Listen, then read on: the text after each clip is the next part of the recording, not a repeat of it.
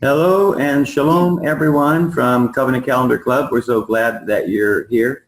And for those of you that are going to be viewing us on YouTube, we want to give you a nice warm welcome and a shout out to just say, hello. Hello. Hello. Hello, everyone. We pray that you are having a blessed day and that you will continue to be blessed as you listen to this teaching that we're about to receive. We've already prayed. We're prayed up. We're ready to go. And so with that, we're just going to go ahead and turn our screen over to Charlene and Tim for this week's Covenant Calendar Club. But we're happy that you're here. We're going to get started. We have about 79 slides tonight. Please write down your questions for the slide numbers. We will not be stopping. We'll barrel right straight through. Okay, so here is the question. Everybody wants to know the truth about the moon. Oh, the moon. That's what we've been waiting for on this whole calendar series. And it is part 5 tonight. And I'm calling this little part Yahuwah's month. Oh, Yahuwah's month. And we have a question, just like we usually do. And here's the question. Oh, Kadesh, which is 2320 in the Hebrew numbering system. This is the question. Put it in the back of your mind. Shall we trust your definition in comparison to Moses and Torah? I am talking about the definition found in the Strong's Concordance. Shall we trust what we find there or not? We're going to get started. There's many quotes that we would like to give you. We'll probably do some of those at the very end of our complete presentation, but I want you to look at this one. Among the ancient Israelites, as among the Greeks, the day was reckoned from sunset to sunset. This was the custom also of the Gauls and the ancient Germans, and was probably connected originally with the cult of the moon. There is, however, evidence that this was not the custom at all times. This is only one little itsy-bitsy quote of many secular historical quotes that are coming out all over the place, that in the ancient times, sunset was not the norm.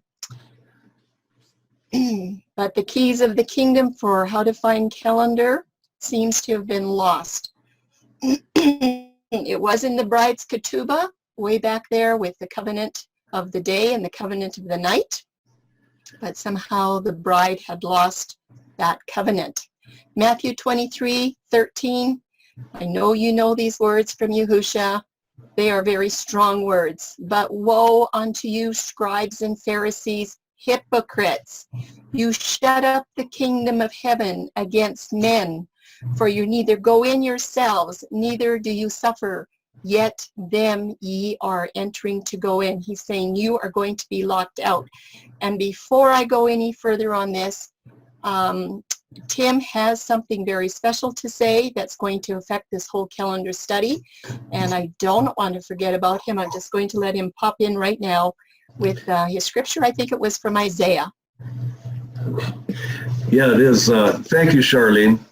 I just want to read a very pertinent selection of verses right now from Isaiah 14. And it's Isaiah 14, verses 13 and 14. This verse applies very directly to our study tonight, very directly. And I'm going to read it now. For you have said in your heart, let me go up to the Shemayim. Let me raise my throne above the stars of El. And let me sit in the mount of meeting on the sides of the north. Let me go up above the heights of the clouds. Let me be like the Most High. The great deceiver has here declared that he is going to be in control of the Moedim. That is his full intent. And that is his desire, and that is what he has been working on for the last 6,000 years. He fully intends, if at all possible, to be in control of the Moedim. Now, How is he going to do that? On this slide here, we see keys to the kingdom. When you open a door, when you go into a building, when you go into a room, what do you need first? You need the keys to get into the building. You need the keys to enter into the room. That key has been removed. Who removed it? How did they remove it? Why did they remove it? What you're going to see tonight is how it was removed. The very, very subtle, insidious evil that has caused the keys of the kingdom to be removed. But Yahushua promised us that all things that are hidden will be revealed. Tonight you're going to see something that's going to be revealed, and it causes me to shake in my shoes, quite literally. This is an incredible study, and I hope everybody pays really, really close attention to what it says. And Charlene, I think you've done an incredible job of putting this together. Thank you, and let's continue. Okay, so I just want to remind you, basically there's going to be a lot of things in this PowerPoint that you already know, but I need to write them down and get them to you and put them in some kind of an order. But the enemy, which happens to be Satan himself, he's not the only one. He's got partners in crime. And this is including the beast and all of her partners as well. So just hang on. Here we go. What have we learned so far about the moon? We have basically learned here in the last couple sessions that 3391, Yarak, and 3394, Yarek, that's how you say it. One is a verb, one is a noun, and they're both related to the moon. 3391 is our cycles, the lunation cycles of the moon, and 3394 is the literal moon in the sky. And we need to have both of these to work together because you can't have really much of a sentence with just a noun, and you don't have much of a sentence with only a verb. You have nothing. So we need to have these two working together. So we've learned that. And what lessons are we going to learn in this presentation today? Well, there's also some comparisons between another two words. I'm going to be using the word numbers a lot because I want you to remember these numbers. If you remember them, you can find them in your Hebrew dictionaries. 2320 is Kodesh, and 2318 is Kadash, and it is the primitive root for Kodesh. One is a noun and one is a verb. So another question, of which we always have lots of questions, are Kodesh and Kadash synonyms for Yarek and Yarak? That is the question.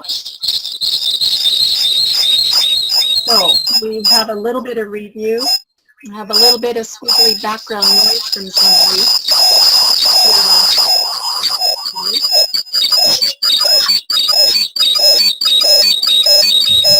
Hold on just a second. Let's try and take care of that background noise before we go any further.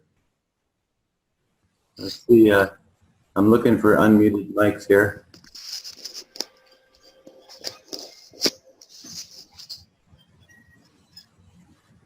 I don't see any. I don't hear it now. Okay.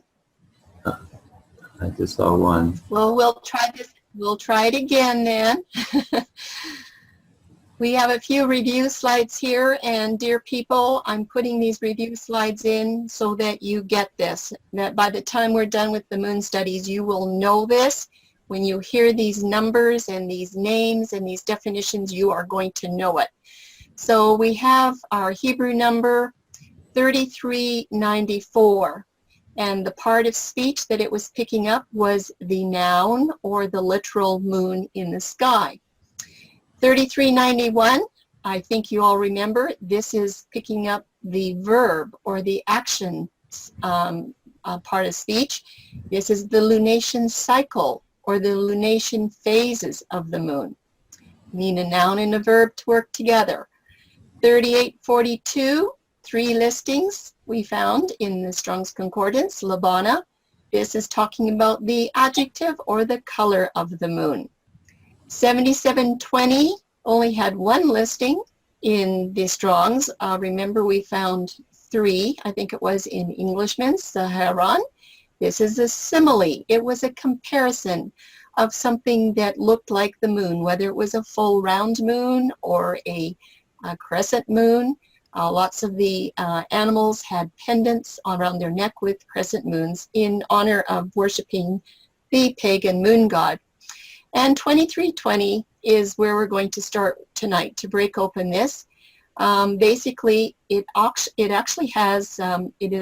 is the noun, but working together with the 2318, we have another verb with a repetition. And I should change that because we're working here with a noun and a verb. And the same question as we've always had before, are there really 2 verbs and 2 nouns for one literal moon? And if there is, who would do that? And if there isn't, why does it look like there is? Well, that's your review cheat sheet.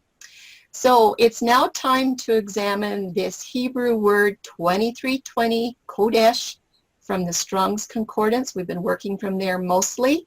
And this is basically a calendar study, and you might need a good boot to get through it.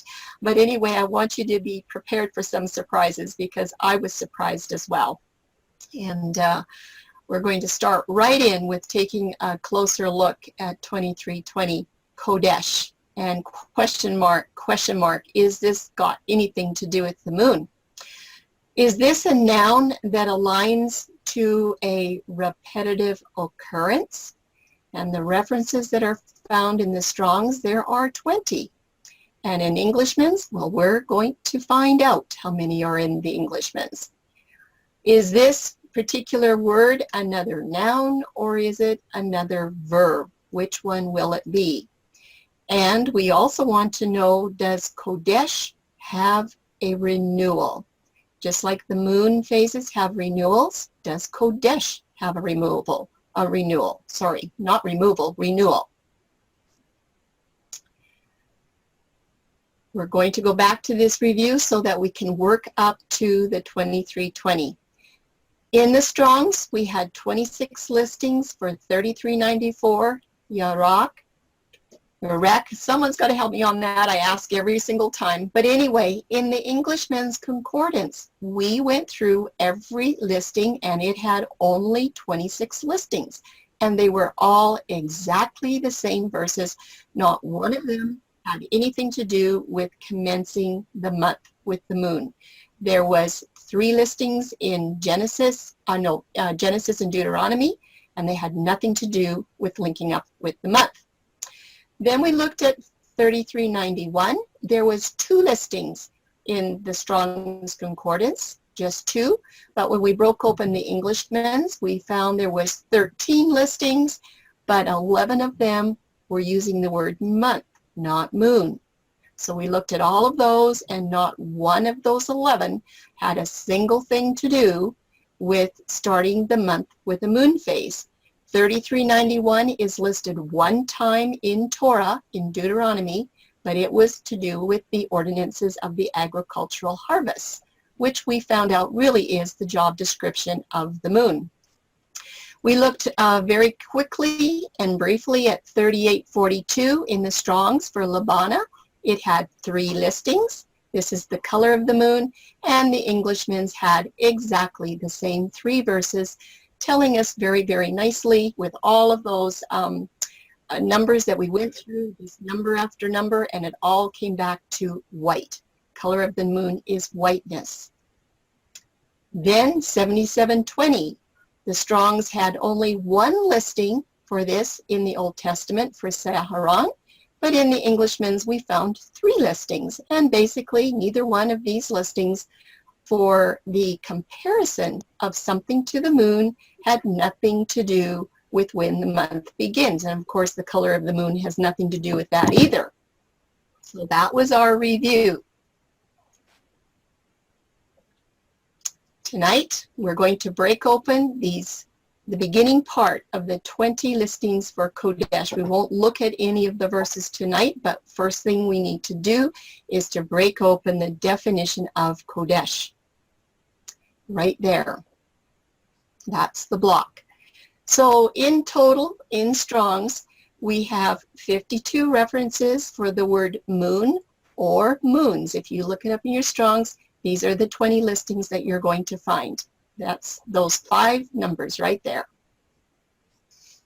So the question is, can we expect to find about 20 listings in the Englishman's Concordance? So you can't break the study open without using an Englishman's. So remember, we had 26 and 26 here for 3394. For 3391, we had 2, and then 13 listings in the Englishman's. Well, it wasn't like too far out. For 3842, it was exactly the same 3 listings. We didn't have any problems with that. And for 7720, we had 2 extra listings. It wasn't any problem. And so I wasn't too concerned about that. But friends, when I broke open the Englishman's for 2320, this is what I found. 283 matches, all linking to Kodesh. This set has 263 extra listings translated as month, and only 20 of those matches, which is 7%, are translated as moon or moons. And friends, when I looked at this, that's where my red flags went up. I thought, what is going on here? So the concordant summary for the moon month is, altogether, we do not have only 52 references for the moon. We now have 328 references that we have to search out. And out of these 328, 54 of them are talking about moon or moons, and 274 in the verses, it's not 274 verses, but 274 matches or hits or occurrences are using the word month or months. And this is where your study needs to begin. And to me, there seemed to be a huge problem. So we just have a couple of facts for the words moon and moons.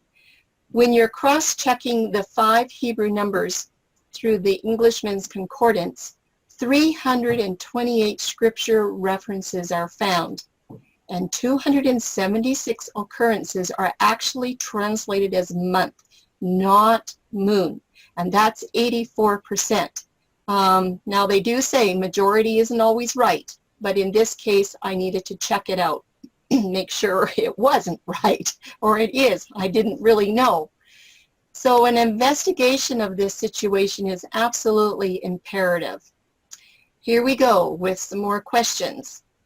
Are these 20 verses that are listed as 2320 in the Strong's, are they translated correctly using the word moons, or did something else happen? Do these 20 verses actually verify beyond a shadow of any doubt that the biblical month begins with any phase of the moon? And I actually had another question too, and that was, has somebody tampered with these scriptures? I didn't really know. So in order to find out, you have to go and do some searching. When searching the word... How do you stop?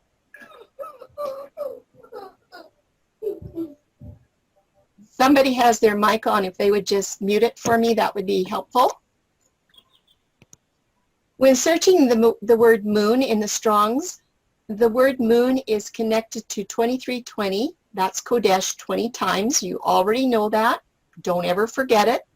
But when you search 2320 in the Englishman's Concordance, the month is used 263 times instead of the word moon. And this is indeed confusion, and I feel that there needs to be an answer to this, and we should be able to find an answer if we do a proper study from cover to cover, here a little, there a little, line upon line, precept upon precept. That's an Isaiah principle for any study that you do in Scripture. So, does 2320 have the definition of new moon or just moon, or is the definition month? And whose month? Is it Yahuwah's month that is delegated for the worship statutes, or is it Yahuwah's month that is delegated for the agricultural month that the moon has as a mandate? That's what we're looking for. So I'd like you to stay alert. We're going to proceed with caution. These are some points that I would like you to tuck away as we go through this PowerPoint. So far, we've completed only part of the 2320 definition from Strong's. And as we work through every part of this definition, and I mean every part, we are going to dissect it. We need to remember that James Strong is not perfect, and he definitely can lay definitions with overtones of Jewish Talmud traditions for worship. We already found this when we looked at the definitions that he had for evening and for morning, and for the word day or yom.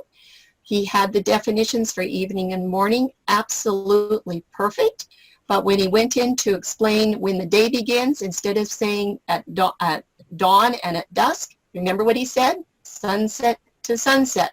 So he had some problems. So he's not perfect, but that's okay. We aren't either. 2320 is one of these cases where we have to be very mindful of many different aspects and twists before we can discern the correct definition. We're going to go slow. We're going to go very carefully. I would like you to pay attention to what is about to be revealed, as 2320 Kodesh is going to expose a very serious problem that has to do with the new moon. All right, here we go. For Yahuwah's moon month, remember he has a moon month, we found that 3394 is the noun for moon, and 3391 is the verb, the action part for the moon, and it is agriculturally related. This is part of the ordinances of the moon that has been given to bless the earth and mankind, and we are very, very thankful for that. But will Yahuwah's creation festal month also have a noun and verb components? We'll answer that question at the end. That's what we're looking for, because he has a special day of the month where everything starts for us to learn how to count out the feasts and festivals.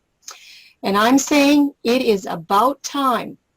Everyone, it's about time that 2320 Kodesh is completely understood according to Moses and the Torah guidelines, and not according to what you read in man's books.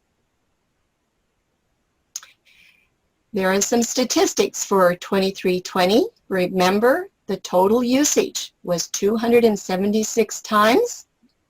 In the Strong's, it does it this way. It has month for 254 times. That is 92% for 2320. Strong's has new moon listed 20 times, and that is 8% of your Old Testament scriptures. And then it uses the word monthly one time as 2320. We're going to break that open in a future study. We'll just touch on it tonight a tiny bit. And there's another reference. I'm sorry, everyone, I didn't even go to find it because you have to go through 285 verses. I didn't bother to look at that one other. We're going to go through about 8 of these, investigating 2320, and this is number 1. Will we find moon or month for 2320? Well, let's break open this definition. It starts out this way. Kodesh, and the very first thing that you are going to read is from 2318. And before I go any further on this definition, we're going to stop right here and we're going to look at 2318. The reason why is because I don't want to get an idea into my head until I've checked out this primitive root. It's Kadash. It says to be new. I went to the Strong's Concordance book. I opened the book and I noticed that these words, be new, are in italics. I already went through this with you on a former study, that in Strong's, he tells you specifically that when anything is in italics, he has added it in. So this has been added in. Be new. Causatively to rebuild. It was in italics. So I'm assuming that he's telling the truth, that he added in this word. Now, when it says King James Version, this is telling you that these are other words that the King James can use for 2318. One of them is renew and repair, okay? So that is the definition for 2318. Basically, renew. It comes first before repair. Take note of that as well. All right. The primitive root is telling us that 2318, kadosh, is the action word or the verb component for something that's going to be renewed. It is the action word. The words repetitive occurrence, and I've chosen that little phrase, repetitive occurrence, would be a summary of this action. So, will 2320 define the noun component so that we can link it up with an action word? Let's look and see. We're investigating. We're on number 2. A decision is going to have to be made to determine the correct meaning of Kodesh. And remember, so far we have 2320. It says it's from 2318, this primitive root, and I'm leaving it there. We're going to be doing this a couple of times.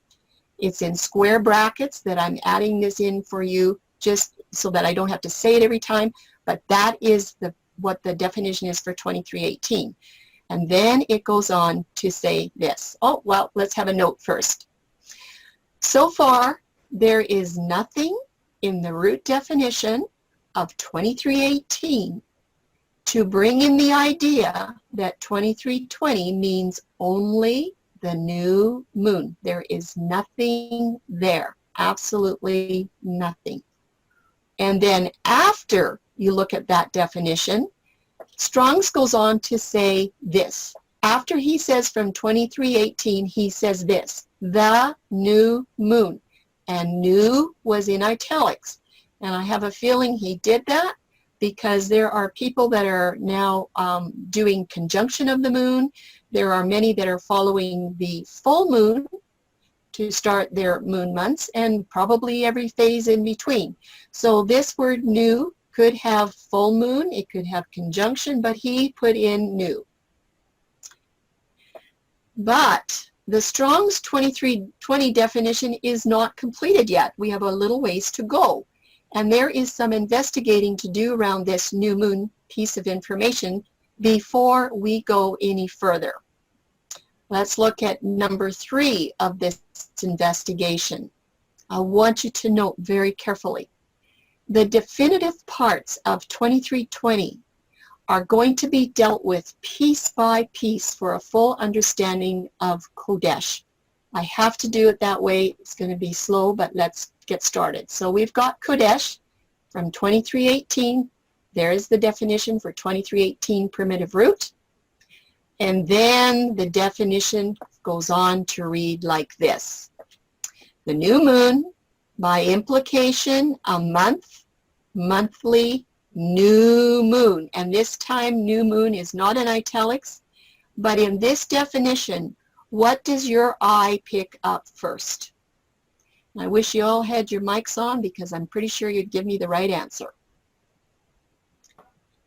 When we're investigating Kodesh, we need to pay attention.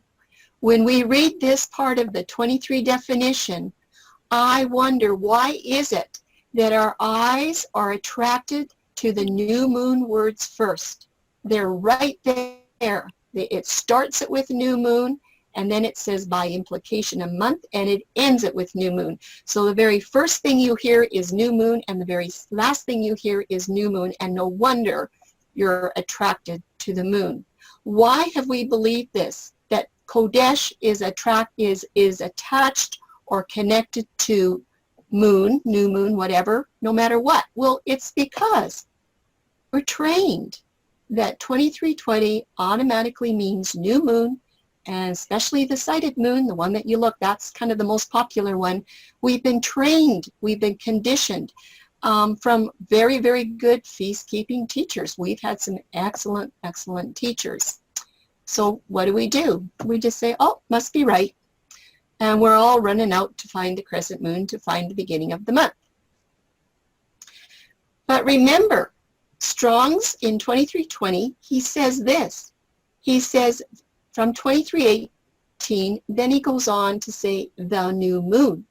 And the question has to be posed of why did Strong's choose to insert the words the new moon first after the root word definition when 2318 says nothing about a new moon? I would like to ask him that question, where he got that idea from.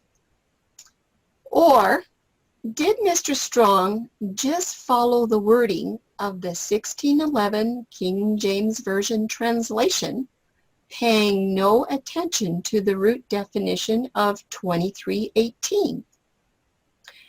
And just in case some of you don't know, the Strong's Concordance was actually published in 1890, 279 years after the 1611 King James Version was published, and I believe he passed away in 1894.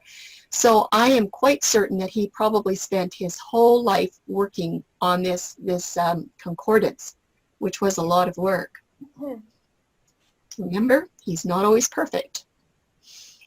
Another question, how can the new moon receive first and last mention in 2320 Kodesh's definition when the scriptures refer to the moon only 8% of the time and they refer to the month 92% of the time?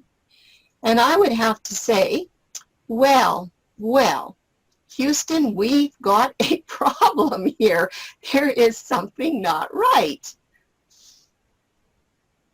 But why didn't Strong say this? Because he had some options. He was writing the book. Why didn't he say 2320 Kodesh is from 3394, and that means the literal moon? Or why didn't Strong say this? 2320 Kodesh, that's from 3391, which is listed as, first, it says a lunation cycle. There was 2 moon scriptures for that. And second, it was listed as a lunar month, and we found 11 month scriptures for that definition. But you know what? Either choice of 3394 or 3391 would have been closer to the definition of new moon than 2318 is ever going to be. So why didn't he choose those 2 numbers? Or did he have a choice? Well, some answers could be, and I want you to pay attention to this slide. The primitive root of 2320 Kodesh is not 3394 and it's not 3391. Those are not primitive roots for Kodesh. 3394 and 3391, Yarek and Yorak, they are family words. They are close in number sequence. Remember, we went through all the number sequences and how this even links up with Jericho at 3504, which was a moon worshiping city. So Yorak and Jericho, they're all close in phonetics. These are all family words, and you'll find them grouped together under those Hebrew word numbers. But 2320 Kodesh and 2318 Kadash are not family words with 3394 or 3391, and they're not close in number, they're not close in phonetics. These 2 are about as far apart as the east is from the west. So that should settle that. Let's continue our investigation. Number 5. Now that we know the new moon is not part of 2318, and it only qualifies for 8% of the verses that use the 2320 definition, we can now move to the next challenge in the 2320 definition. which is the word, hang on, by implication. A month, monthly, new moon. And I'm putting in square brackets. Is this talking about a lunar month? Because he has a month, then he says monthly, then there's that new moon again. No italics on that last one. Implication is a huge word that we need to look at. We're going to do it right now. By implication, what in the world does that mean?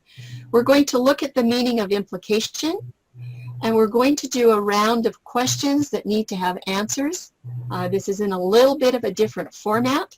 Tim's going to be helping me with this. It was the only way I could figure out how to kind of present this information so that you could probably understand it. So let's get started. We've got 2 birdies. One was in school and one isn't. You can see one just graduated. And our little birdie with the red hat, he's got a question. He says to the graduate, what is the meaning of implication? I would sure like to know what that word means. The meaning of implication is insinuation, inference, suggestion, and association. I didn't really know that.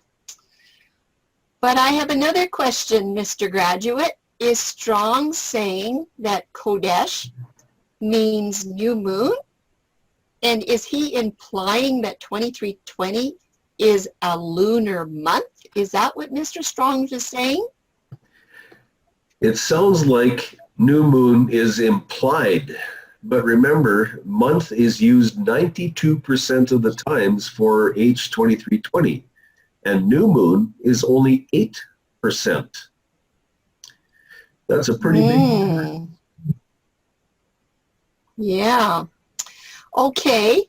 I have another question. If 3394 and 3391 have their own lunar month, why does 2320 and 2318 have to be used again to describe the exact same lunar month? Like, I don't understand.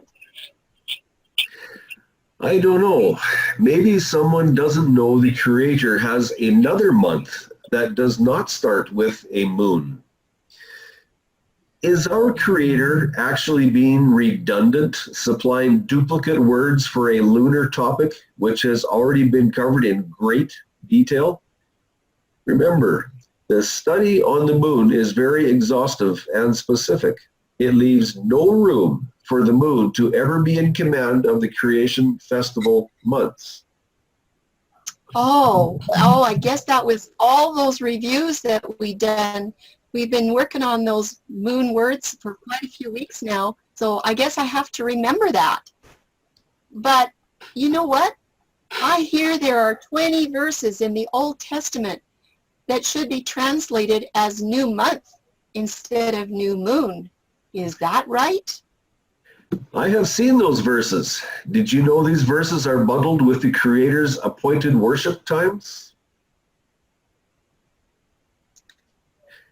But those verses use the term new moons as if it's the same as the Creator's appointed worship times for new months. I know they do. I've read them. I fully recognize this problem, yet no one will admit it. I strongly suspect someone has been tampering with the instructions of how the definition for 2320 was to be written. And the reason we say that is because normally when their definitions are written down, the definition that takes the most prominent position or that is used most, that comes first, not the one that is used the least be first. And somehow, for some reason, these definitions for Kodesh, the rules have been set aside, and instead the lowest percentage of meaning or definition has somehow been placed at the primary position. It's an opposite to what the rules are for dictionaries and for lexicons, and I wonder why. who was it that changed this format? What was their agenda and who did it? And that's exactly why I had some red flags when I was doing this study. I couldn't figure it out either. But you know what, Mr. Graduate, I still have some questions. What? You have got to be kidding. Who would ever do something like that? And how can we know for sure? Like, are you really sure about what you just told me? I know this may be a shock to you, but there's no kidding. The only way we can know for sure is to go back to Moshe and the Torah. We must look at the words, search out the words and their meanings, and put them in charts and figure out exactly if the words apply to what the scriptures are telling us. Moses? Did you say Moses? Yes, Moses. He never once used 2320 Chodesh to mean a new moon month. Everything has to go back to Torah, remember? And when I say he never once used 2320 Chodesh to mean a new month, there is ample proof of this coming up in a future study. Oh, I've heard about that, Tim. But oh yeah, I remember now. Torah. I got it. Like I got to remember that. Okay. But hey, wait, Mr. Graduate. Maybe the problem word really is implication, like we started out with that. So maybe implication really is the problem word? That's right. I agree. The word implication leads one down a very muddy path. Moses never implies anything. He's very specific. Listen to this. Oh, I will listen to it, Mr. Graduate, but you know what? I have to agree. Moses doesn't do anything muddy, but you're saying implication goes down a muddy path? Okay, let's look and see what this is. Oh, it's a warning sign for a muddy path. Oh no, it says, someone has fully adjusted the 2320 Kodesh definition to suit their own religious preference of new moon months. This is precisely why there is no alignment with Moses and Torah? That's really something. Oh, well, we should take a look. Well, we've looked at the Strongs, but maybe we should look around at some other sources and see what they say. Well, what about Brown, Driver, and Briggs? Does their definition seem somewhat deceiving? And I have it here right from the program. You can see it's Brown, Driver, Briggs Lexicon, and it says Kodesh. It says, look there, everybody, the new moon, month and monthly, and then it says first day of the month, the lunar month. I went, oh my goodness. And I want you to note that in Brown, Driver's Briggs, the reader is not even referred back to the original root of 2318. So the new moon is holding first position, and it's acting as the primary definition of Kodesh. These three men are promoting the new moon as the month commencement for Yahuwah's calendar.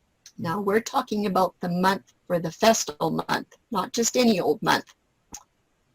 And I'm saying, what would Moses say? We just said everything has to go back to Moses. Well, let's look at Gesenius. What about him? What does he say? I took this off of the Blue Letter Bible, and I don't know if you're seeing something that I'm seeing, but now we don't have just a few words. Gesenius has a whole bunch of extra words, and let's just go through it. He does tell you that is Kodesh. It's from 2318. And somebody has their microphone open, please. Could you shut it off for me? Thank you. Anyway, he goes on to say, the new moon, or Gesenius, the day of the new moon, the calends of a lunar month, which was a festival of the ancient Hebrews, and he's giving you some references here. And he says on the third kalends, the third new moon, and the first and the third lunar month. And he's got some extra information. Now shall a new moon devour them. They shall be destroyed at the time of the new moon. The second definition is a lunar month beginning at the new moon. And he's got some scriptures here. And then finally, Hodesh. And you can see this is from 2320. That's Jasenius. Now we don't have just a few words, like maybe 20, but a whole bunch of words. Charlene? Yes. Yes, I would like to bring attention to point number 2. It says a lunar month beginning at the new moon, and the reference is Genesis 8:5. That has to do with the flood. I'm very, very sad when I saw this, because if Jasenius had have charted out the month exactly to the way the documentation is in the scriptures, he would know that there's not a possibility in any way, shape, or form of any lunar month being anywhere connected to the flood account. That is something that he has simply taken for granted from former information, and he has not checked it out, and yet he has written it in here, and we accept it. Okay, so then that's telling me he didn't really pay attention to Moses and the Torah. I think that's what happened there. But at least he does tell you to go back to 23:18. But the new moon in his writing retains its first position, acting as the primary definition of Kodesh. He's doing the very same thing that Brown Driver Briggs did. Through even more words, he has the new moon still in charge of the festival month. I would just like to Rick Decker, your mic is on. Could you please shut your mic off? Rick Decker, do you hear us? Shut your mic off, please. Okay. I thought it was off.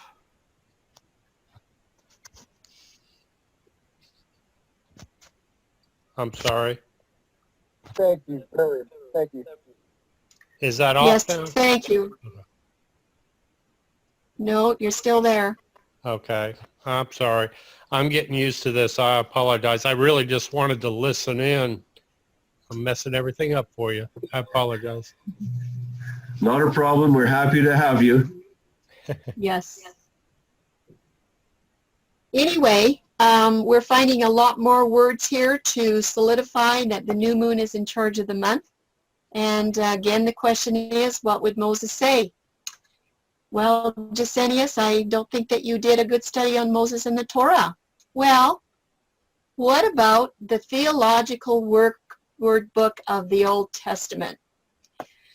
And when I went and looked at this one, I don't have all of it here because I couldn't get it all on the screen, but there are now over 2,000 words that is given as a description here to cement that the new moon is in charge of every new month. And I highlighted one part of it, and I hope you can read it. I will read it to you. Although this word properly is talking about Kodesh, means new moon, it is commonly used as an equivalent to our word month, because the month began with the thin crescent of the new moon when it was first visible at sunset. And if any of you have access to this, you can read all 2,000 words for yourself. And I'm just going, wow, like everybody's getting on board. Like, how do you figure this out? Well, I went back and I said, what would Moses say? Charlene? These are the words of... Charlene? Yes. I would like to point out in that same paragraph that you have highlighted, the very bottom sentence, it starts out, the month was considered to be 30 days. Note Genesis 7:11 and Genesis 8:3-4. Now read this next phrase. Unless the new moon was observed earlier. This is a very strange statement to me. So how could the month be 30 days? And then if there happened to be a new moon observed earlier, suddenly the month lost days? How can this be? This is a very classic case of having truth, but infusing twisted, convoluted man's message, which causes an untruth. This is not correct. Thank you. Absolutely. You know, we're trying to keep this study tonight to within a reasonable amount of time, but I do have to say, everyone, with what I found this week, this could have been a 3-hour study. And so I'm asking you not to take my word for it, not to take what you see here, but go and dig for yourself and find out what's going on, because there's way more to this than what I can present tonight. I just want to give you an overview of what is happening here with this 2320 definition. And when I studied this out 2 years ago, right at this time in 2016, I did not have enough understanding, I did not have enough foundation under me to understand what was going on here. So this is a huge adjustment tonight. Yes, what would Moses say? And everyone, you should be asking that question. What does he say? When you're using 3394, he would say, Yarek and Yorok, 3391. Moses says there are no instructions in Torah, and I'm going to say covenant Torah, the pages between Genesis 1 to Exodus 24:11. He says there's no instructions in Torah for any phase of the moon to begin Yahuwah's creation and festal months. It is not there. Moses says 2320 Kodesh is never used in Torah to align with the beginning of the moon month. He says the new moon portion inserted into the 2320 definition is going to be based on pagan traditions. I know if Moses was here today, that is exactly what he would tell you. And he would say, this is in a direct defiance of my instructions before I die.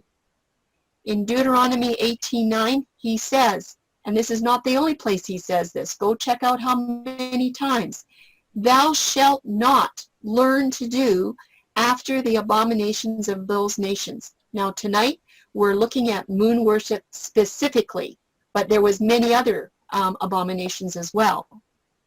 And he also wrote this in Deuteronomy 31:29, for I know that after my death you will utterly corrupt yourselves, you will turn aside from the way which I have commanded you, and evil will befall you in the latter days, that's our day as well, because you will do evil in the sight of Yahuwah to provoke him to anger through the work of your hands, and that would be building moon idols and sun idols, and we're going to find out in a future study that that was exactly what was happening at the roots of Yahuwah's family.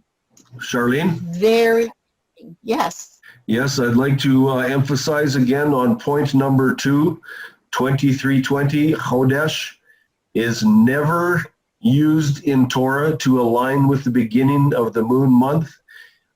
This is not an idle statement. This is not something that is just printed there because it sounds good and that's what we think it could be. That statement there, number 2 statement, is proven solidly, it's backed solidly, and it has come from a lot of research. An upcoming PowerPoint in the future is going to go over this and make this as solid as you can possibly imagine. This is a fact, according to what is stated in the scriptures. Tim? Mm-hmm. Tim, do you think also it would be a good time just to clarify that there's a huge difference between the word month and moon? I mean, it's right there in front of our face, but I don't know that everybody is seeing that those are 2 completely different words. Month is month and moon is moon. Yes, there's a great difference, and we can go into that on another study. And we've actually touched on that before. So if we have anybody here that's new tonight, you really need to go back and look at the first 4 presentations on the moon, because this is all a foundational workup. Unfortunately, we have new people coming because they're hearing this stuff for the first time, and that's why I say some of you might shoot me tonight. I hope you don't. I hope you give us a chance. But the thing is, these studies are given in a certain order for a very specific reason, and to watch them out of order, that is not good for you, and it's not good for the study. So Charlene, please have a can I just yes. ask a quick question? On that very last, can you hear me? quickly. On Yes. that last slide where you referred to Deuteronomy 18:9, we also know that there are other verses in Deuteronomy that Moses says don't worship the moon. Are those definitions of moon completely different words than the Kodesh word? Yes. It's Okay. I'm glad to hear a yes from the audience, from Mario, because you've learned your lessons well. In Deuteronomy 4, chapter 4, and also chapter 17, there's 2 commands. We've done this already in a previous lesson. 2 commands where Moses says, do not look to the sun, the moon, the stars, any of the heavenly hosts, but specifically moon. And that moon is linked to 3394. It is the literal moon in the sky. Those are 2 references. And by the way, everybody, Tanya is the one that alerted us to the fact that those 2 commands that Moses gave are not in the 613. They conveniently left them out. And so whoever goes by the 613, you can't pronounce judgment on them because commands are not there. Good question. Let's go to number 6 of investigating Kodesh. I'm going to step out of the box on this one. In order for 2320's definition to be in alignment with Moses and Torah, 2320 should read like this. It should still say from 2318, and it can say to be new, and it can say to rebuild. There's nothing wrong with that. But then it should say a month. It could say renew monthly. That's what it would need to say to come into complete alignment with Moses and Torah. But for utmost consideration, we need to look at this. The new moon does not belong in the Kodesh definition. That is precisely why it needs to be taken out. And remember, it is there 2 times, not just once.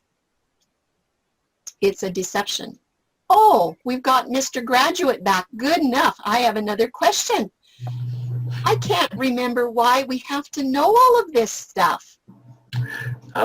Very good question. Because in the future lessons, we will be dealing with 20 verses using 2320 Chodesh to mean new moons.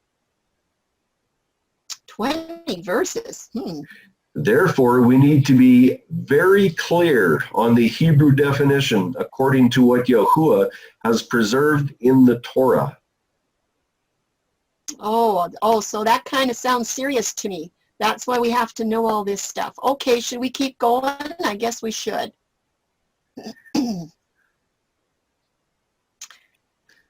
There is no implied month. That also means that 2320 never refers to the rebuilding of any new moon month. The month that is to be understood as being renewed is Yahuwah's creation festal month, from the first day of creation. That is the one we're talking about. But you know, there's always a but. And there is with this one too. It's going to be this way.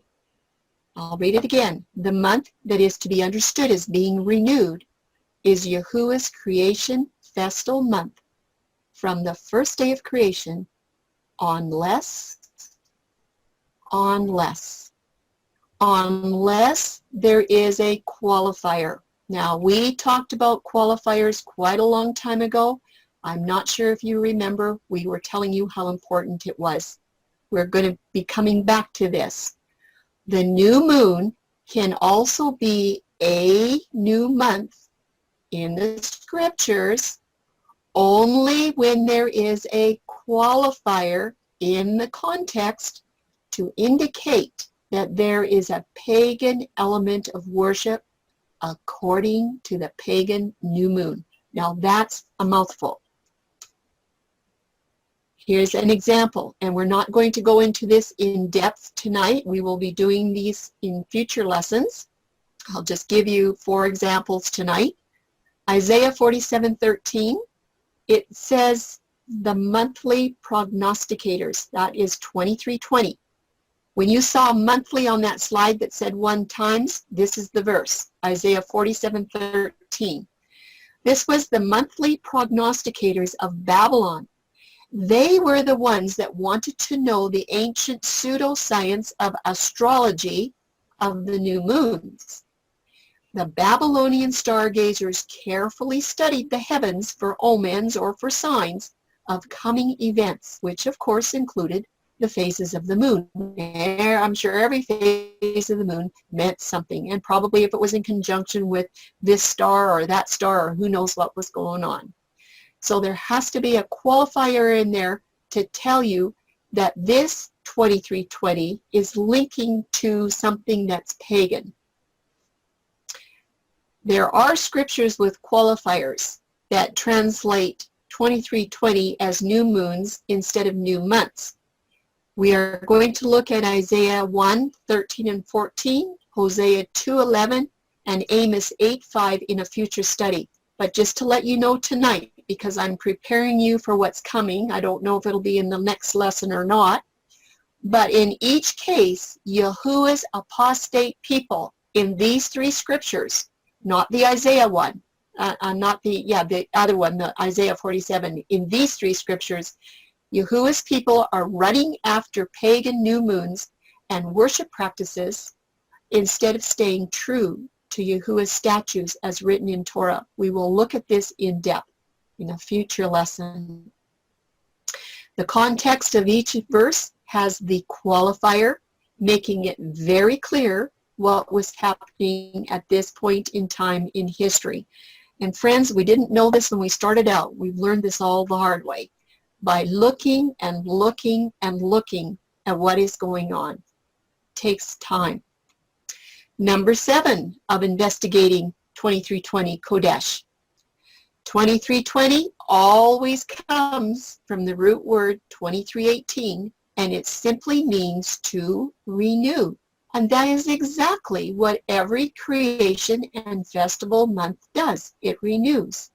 There is nothing in 2318 that implies the definition refers to the new moon month, or that the new moon month should have first place in the 2320 definition with only 8% usage. In fact, the usage for new moon in 2320, everyone, it should be 0%. 0, not even 8. I would just like to show you this calendar. I chose October 2016 because it shows it so nicely. The August 2018 moon calendar didn't show it as nicely as this one does. But in October of 2016, Yahuwah's agricultural lunar month actually was cited on October 1. Now that's October 1 on the Roman calendar. That's not the first day of the month for Yahuwah's calendar. I should have seen what that one was, but I didn't. But that was the new moon, and it took to October 30th for there to be another renewal. But look at the time, 1240. 1240. That isn't a whole day. That's your 29 and a half days. This is the synodic lunar cycle that they stretch to 29 and a half days. Remember, we talked about a sidereal month of the moon that's only 27.3 days long, and the synodic lunar cycle, they stretched it so that the moon is going to align with the sun and not the stars. In order to do that, you have to stretch it 2.2 days to get to 29 and a half days. So it's so close, it snugs up to a 30-day month. Just remember that. But when you're rebuilding Yahuwah's creation festival month, we have to think a little bit differently. Don't forget, neither 3394 or 3391, those words that belong to moon in the lunar cycle, neither one of them qualifies for Yahuwah's creation festal month. But, you know, there's always a but. Yahuwah's 30-day creation festival month has 2320 Kodesh as the noun, that's the month, and 2318 as the verb.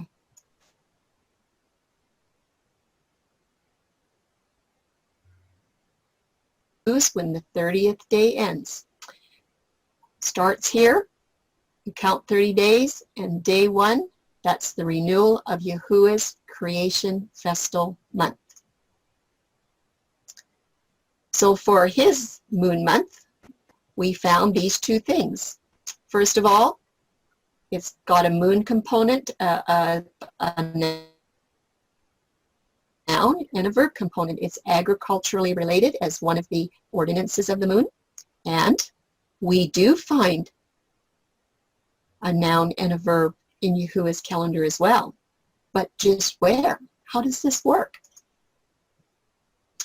We just need to put a proper placement of these definitions on a calendar. And I'm just saying that this is right here. This is the very first day in creation. This is Genesis 1's very first day. And right there you have 2320 Kodesh. This is where the first day of the second month would be. That's Kadash. That is your renewal. So here's your noun for month. This is your creation month. And there's the verb. That's the renewal of the creation month. Then you go along, and on day 4, this is where you have your moon month, 3394, and it renews on the end of the 30th day. It renews on day 4 of the second month. There's your rebuilding. So for the moon month, we have the noun right here, and the verb, the action, is going to come in the second month. That's how these definitions place. It's a very important slide. Has a lot of information right there. So the idea that month has to mean moon, because the words are that we've been trained to hear and connect to the moon are rebuild, renew, and repair. That is a traditional teaching that has been handed down to us from the moon gazers. And who would adopt such a pagan teaching except the apostate Jewish rabbi moon gazers themselves? And this is what they taught the people. They removed the keys to understanding Yahuwah's calendar. And many in the world are wondering right after that. We're going to do this history in upcoming lessons. We're looking at number 8 for these corrected statistics for 2320. We had a slide like this already. The King James Version translation count for 2320, it has a total usage of 276 times, and 2320 should be found in the King James in the following manner. It should be found as month 274 times, that's 100%. And for 2320, new moon should be 0%. And by the way, all of these scriptures that list the new moon as the new month, they're all non-Torah scriptures, every last one of them. Then you have monthly as one times, that's that Isaiah 47:13 verse, and somebody go look up the one that's the another. I did not have time to do it, but it was only one. But we need to come back to James Strong and 2320. He lived from 1822 to 1894. Remember, his concordance was published in 1890. And I thought about this.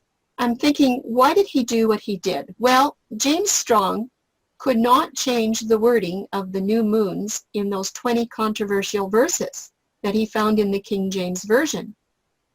But he didn't have to go and insert the words new moon into the 2320 Hebrew definition. He had a choice there. He didn't have to do that.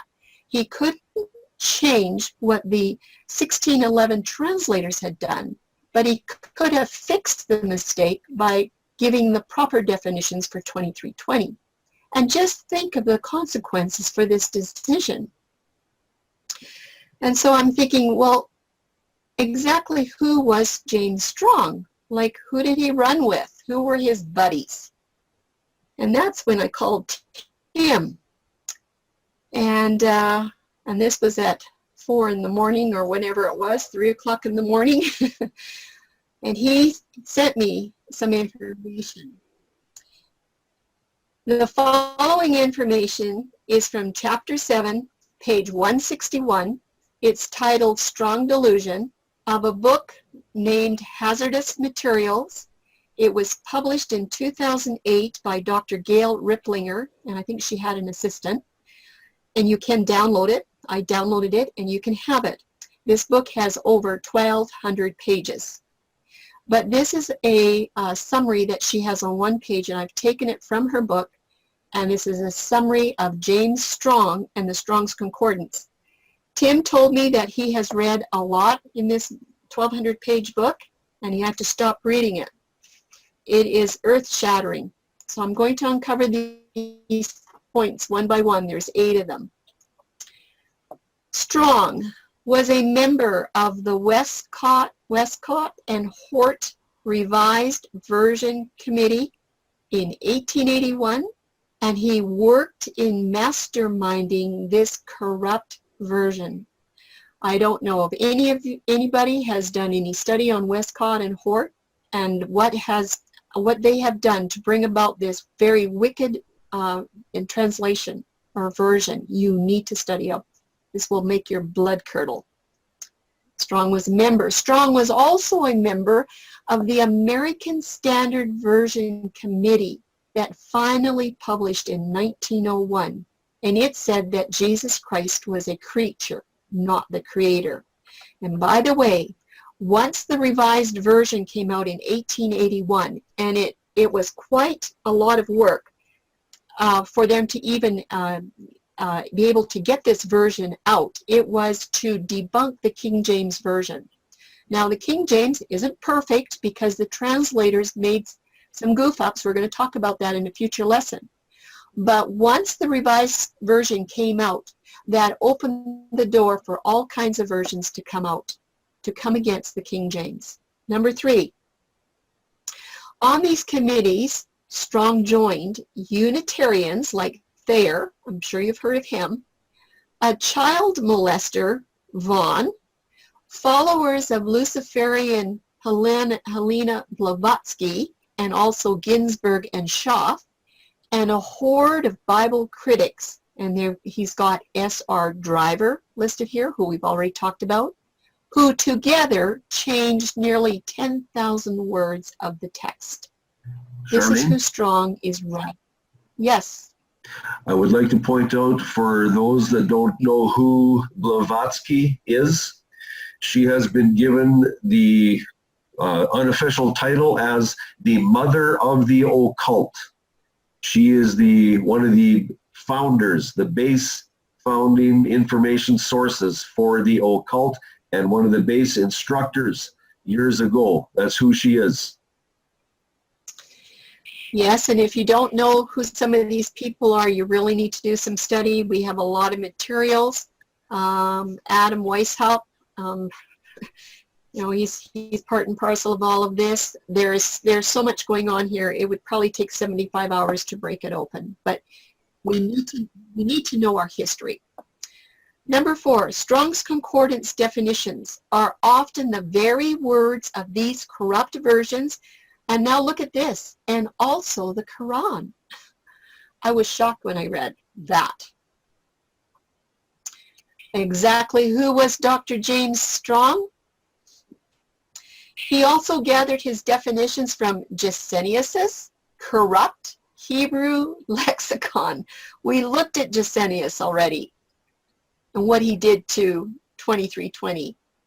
Strong's work also accesses the corrupt lexicons of Little Scott, Thayer, Brown Driver Briggs, and as she's saying here, she's got a lot of extra information in her book, Hazardous Materials. Number 6, Strong's Greek text is not always that which underlies the King James Bible. And I am here to tell you that it's very difficult to study in the Greek, and this is probably the reason here. I'd much rather work with Hebrew, but when you work with the Greek, trust me, you've got to get it back to Hebrew, and you have to get it back to Moses and Torah, and I'm almost ready to say covenant Torah.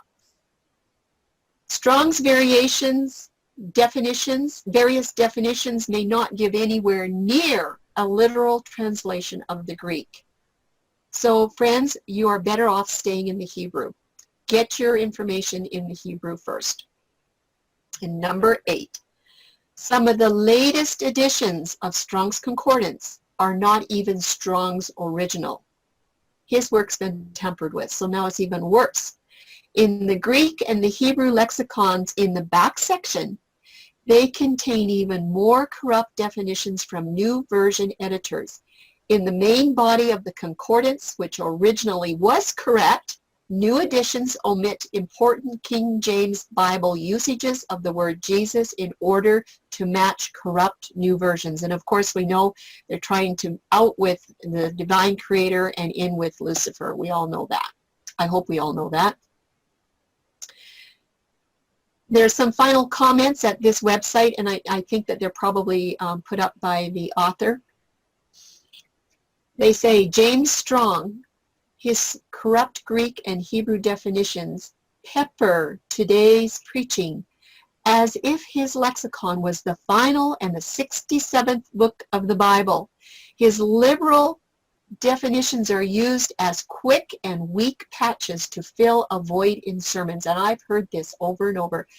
And then they go on to say in the final sentence, and this is the crux of this whole study, the space would be better filled by a laborious looking up of all the Bible's usages of a word. Friends, this is the complete foundation of any study, and I'm going to say especially for covenant calendar. You need to be looking in your Bible from cover to cover, here a little, there a little, line upon line, precept upon precept, and if you're coming across definitions, I don't care if it's Strong's, Brown Driver Briggs, or Thayer, or whoever it is, if it is not lining up with Moses and Torah, then you have a decision to make. And we're making the decision to go back to Moses. Any comments, Tim? Guess not. No, I'm go ahead, saying Sharon. birds of a feather flock together.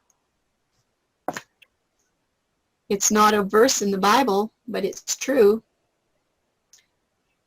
that people will spend time with those most similar to themselves.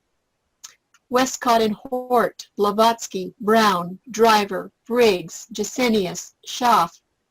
These were Strong's buddies. And if anybody has the time to do an in-depth study on the history of these men, you might be a little bit surprised on what you find out. Now, a lot of them have done a lot of good work for us. But remember, we've got to be careful. We've got to proceed with caution before using the study tools of people that have another agenda. I am saying that there's another agenda out there for calendar to get us off base and away from Yahuwah's calendar, which is going to sever the relationship that we are asked by him to come and join in and meet with him at his times. Where is this other agenda leading to? Well, the beast knows the first part of the agenda, that anything connected to the sun for the purposes of worship is to be shunned, including, the beast knows all of this stuff, including the day, Sunday, sacredness, or any other day besides the Sabbath day. The beast doesn't care, just as long as you're on Sunday. He doesn't care. Just get them onto Sunday. And you all know that Rome wants everybody to be Sunday worshipers. Rome wants the apostate daughters to come back. What about the hour? Rome knows that a sunset sacredness on the day before any Sabbath, and I'm talking about a weekly Sabbath or an annual Sabbath, they know that sunset sacredness is going to lead you down a different path. And it doesn't follow the instructions of the Book of the Covenant and the words that are engraved on the tables of stone. Rome knows that. Because if Rome doesn't know that, she doesn't know how to give you a counterfeit. Where's this agenda leading to? The beast wants her apostate daughters back. Well, there's two ways. The first one is through the sun path. Out of over 41,000 Christian Protestant denominations, the majority of them honor Sunday as their holy day of rest to their Creator. And I have Creator in a small c because it is not the Creator, it's their Creator.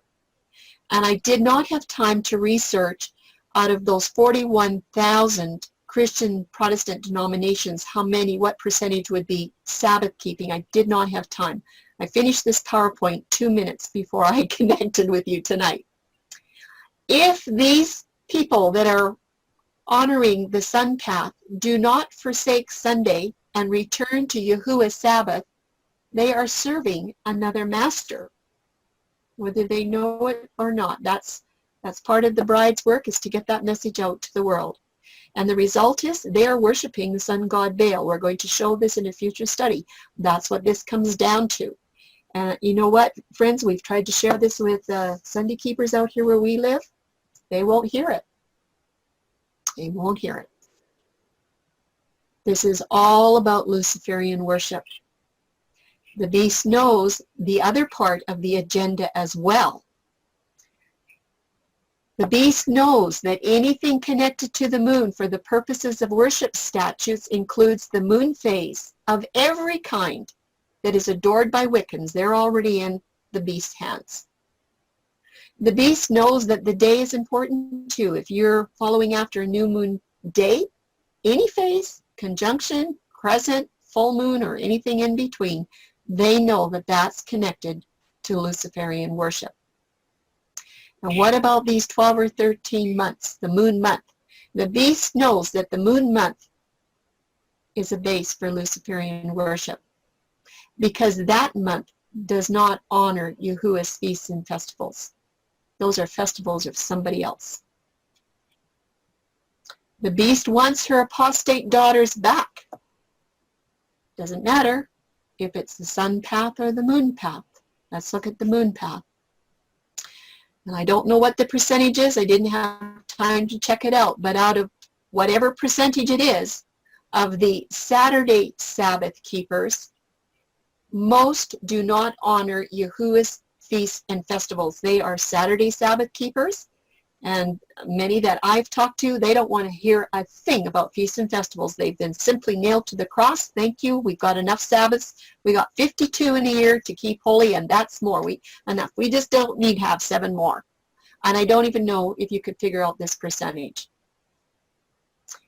But out of the percentage of feast of these Sabbath keepers that are feast keepers, and I don't know how to figure that out, most of them are honoring the moon month for their festival calculations. And you try to talk to some of these people about moving away from the month, you better have a nice way to do it. Charlene? Yes. I just want to bring back Isaiah 14, where he said that, where Satan said that he will be in control of the Moedim. And this is exactly how he's doing it, is by the moon. He is controlling the timetable, he is controlling the schedule, he's controlling the appointed times. Only trouble is they are his appointed times, they are not Yahuwah's appointed times. He claimed that in Isaiah 14, and he is carrying through with it. Thankfully to Yahuwah, he will not last, it will end. And we are told that in Revelation 12:1, where the moon is under the feet in vanquished authority and utter defeat under Bethula's feet. Revelation 12:1. Yes. Yeah. And I did go look at some pictures on the internet to illustrate this, and there are pictures there, but truly, people, I could not put them up. I could not show you those pictures because it's everything about the moon, everything. And the result of this is worship of the moon goddess, or Ashtoreth. We're going to break this open in great detail in lessons coming up.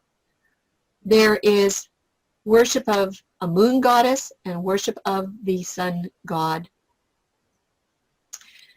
Let's just go back a little bit. What about the change of the calendar so that Sunday was the first day of the week? Do you remember that lesson that we did? I think it was about the equinox, when Rome actually started out with the first day of the week as Saturn's day. Do you remember that?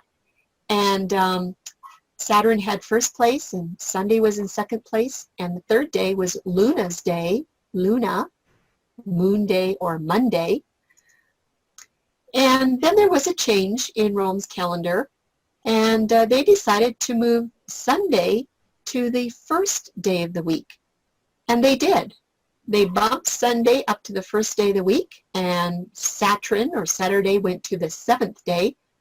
But what happened was the moon stayed in its position. None of these other moon gods on their days moved their position